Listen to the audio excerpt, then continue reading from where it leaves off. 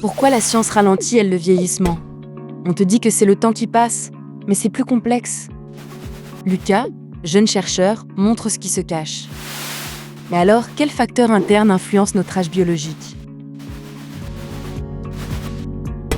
Lucas se rend compte que l'âge biologique n'est pas juste le nombre d'années, mais un reflet de nos cellules. On le mesure avec des marqueurs comme les télomères ou la fonction mitochondriale. Mais alors, quels marqueurs internes permettent de mesurer cet âge biologique?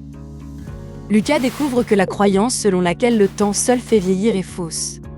La longueur des télomères, véritable compteur cellulaire, change selon chacun.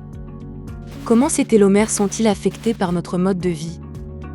Lucas réalise que notre quotidien pèse lourd sur nos télomères. Une mauvaise alimentation, la pollution ou les toxines accélèrent leur usure, aggravant le vieillissement. Quelles stratégies scientifiques existent pour contrer ces effets et ralentir le vieillissement? Lucas voit que la science ne se contente pas d'observer.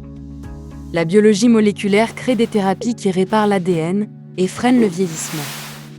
Quel rôle joue l'activité physique dans ce combat contre le vieillissement? Lucas comprend enfin que bouger est essentiel. L'inactivité accélère la détérioration des articulations et favorise le vieillissement, comme le montre le fait que l'immobilité contribue au vieillissement des articulaires. Mais alors, pourquoi la science ralentit, elle, le vieillissement? Lucas découvre que notre âge réel n'est pas celui inscrit sur notre carte d'identité. L'âge biologique peut être bien plus jeune ou plus vieux que nos années. Mais comment la science le mesure-t-elle de façon précise? Lucas apprend que l'ADN garde le temps comme un petit compteur. En analysant sa méthylation, on obtient une lecture précise de l'âge biologique. Quelle nouvelle thérapie cible ces horloges épigénétiques pour ralentir le vieillissement? Lucas voit la pilule qui promet de rajeunir les cellules, mais il se demande si ce miracle pourra vraiment toucher tout le monde. Quel est le plus grand défi pour rendre ces thérapies accessibles à tous?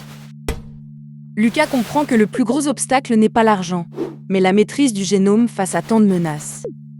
Alors, comment la science peut-elle réellement inverser le vieillissement? Lucas te montre que la science peut réellement inverser le vieillissement. En réparant l'ADN et en reprogrammant les horloges épigénétiques, on repousse les limites du temps. Le vieillissement devient un processus réécrivable.